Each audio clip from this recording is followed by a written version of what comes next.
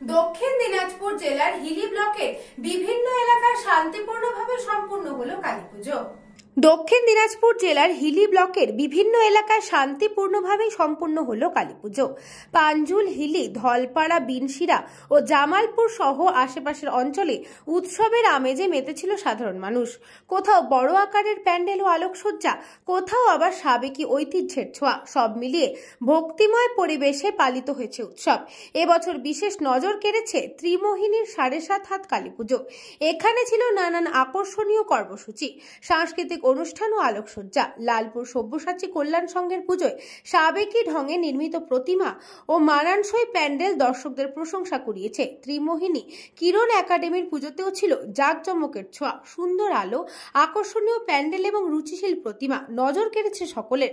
প্রশাসনের পক্ষ থেকে নিরাপত্তা ব্যবস্থা ছিল কড়া, কোথাও কোনো অশান্তির খবর মেলেনি। বেশিরভাগ ক্লাবের প্রতিমা নিরঞ্জন সম্পূর্ণ হয়েছে শান্তিপূর্ণভাবে। সব মিলিয়ে আনন্দ, ভক্তি ও সৌহার্দ্যের পরিবেশে কেটে গেল হিলি ব্লকের এবারের Kali Puja.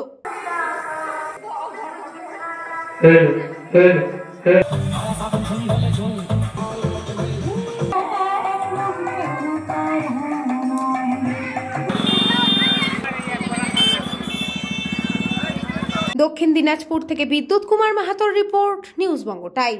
St. Augustine's Day School, Barakpur. Success for every child. Admission open 2026 to 2027. Contact number 900793 4555.